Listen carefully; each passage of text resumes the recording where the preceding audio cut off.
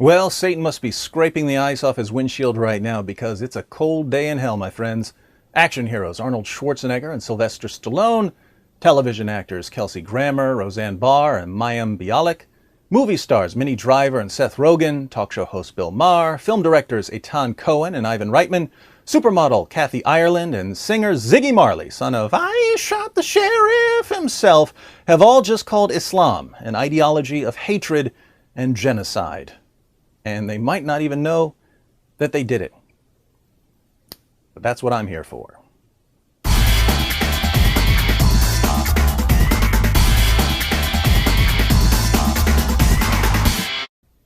The moral reasoning center of the human brain has a tendency to reverse polarity whenever the words Islam, Muhammad, or Quran are mentioned, especially if the brain in question happens to be located inside the head of someone in Hollywood.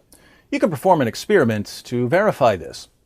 Step 1, walk up to some randomly selected Hollywood actors and say, hey, there's a guy over there who says that if your wife gets out of line, you can beat her into submission, and that it's okay to rape your war captives, and that Jews are the worst of creatures. Step 2, observe the actors as their faces turn red with rage. Smoke pours from their ears and they proclaim it their new life's mission to stand against the shameful teachings of any man who promotes beating women, raping captives, and discriminating against Jews. Step 3, inform the actors that the man teaching these things is Muhammad, and that you are simply describing what the Quran says in Surah 4, verse 34, Surah 4, verse 24, and Surah 98, verse 6, respectively. Step 4, watch the actors go through what I call the 5 stages of Islamic delusion. First, denial. The Quran can't teach that because I know Muslims who don't do that. Second, deflection. But other ideologies can be bad too. What about Westboro Baptist Church? Third, reinterpretation. Maybe what the Quran means when it says you can beat your wife into submission is that you should tickle her with a toothbrush. Fourth, justification. It was a different culture when the Quran was revealed, so I'm sure Muhammad had a perfectly good reason for all of this. Fifth, condemnation.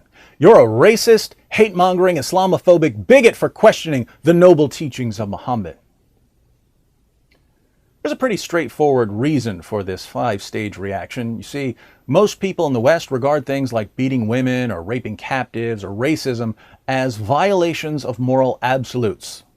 These things are unacceptable no matter what. But we're also taught that Islam is a wonderful religion that promotes all of the same moral values that we believe in. So when someone starts quoting the Quran, proving that Islam calls for the routine violation of moral absolutes, the Western mind gets all jumbled up. And when it can't reconcile everything it's required to believe, it erupts in anger at the source of the confusion, namely whoever pointed out what Islam actually teaches. Now, the 4-step experiment I mentioned has just begun on a massive scale. The first 2 steps have been completed. Someone went to various entertainers and said, the terrorist group Hamas has some very violent statements in its charter. The entertainers were rightly enraged at Hamas's charter, and they signed a statement put out by the Creative Community for Peace, saying, we, the undersigned, are saddened by the devastating loss of life endured by Israelis and Palestinians in Gaza. We are pained by the suffering on both sides of the conflict and hope for a solution that brings peace to the region. While we stand firm in our commitment to peace and justice, we must also stand firm against ideologies of hatred and genocide, which are reflected in Hamas's charter, Article 7 of which reads, there is a Jew hiding behind me, come on and kill him. There is a Jew hiding behind me, come on and kill him. This is the example the Creative Community for Peace gives of an ideology of hatred and genocide. But where did this statement come from? Did Hamas invent it? No. All you have to do is read Article 7 of Hamas's charter to see that it's a quotation from Muhammad. In Sahih Muslim 6985 we read, Allah's messenger said, the last hour would not come unless the Muslims will fight against the Jews, and the Muslims would kill them until the Jews would hide themselves behind a stone or a tree, and a stone or a tree would say, Muslim, There is a Jew behind me. Come and kill him. According to Muhammad, the messenger of Allah, the last hour, the final judgment, won't come until Muslims slaughter Jews on an epic scale. Muhammad's message to his followers was, you want your virgins? Start killing Jews. But Muhammad, what if they hide? Don't worry. Nature itself hates Jews. The rocks and trees will help you kill them. If anything qualifies as an ideology of hatred and genocide, this does. But the Hollywood community usually only accepts mindless conformity to the dogma that Islam is a religion of peace and tolerance. So even though actors and directors and musicians can recognize that an ideology promotes genocide when it's attributed to Hamas, it's going to be much more difficult for them to recognize that the exact same ideology is genocidal when it comes from Muhammad.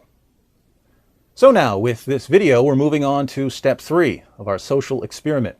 We tell the actors that the ideology they just condemned when they heard it was being promoted by Hamas is a tenet of Islam itself.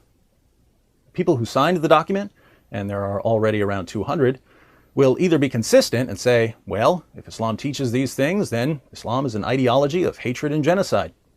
Or they'll enter the 5 stages of Islamic delusion: denial, deflection, reinterpretation, justification, and condemnation.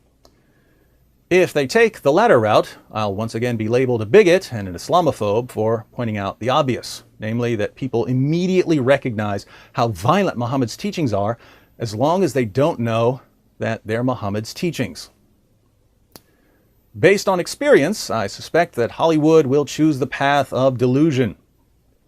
But who knows? Maybe Rambo and the Terminator and Frasier and Amy Farrah Fowler will surprise us.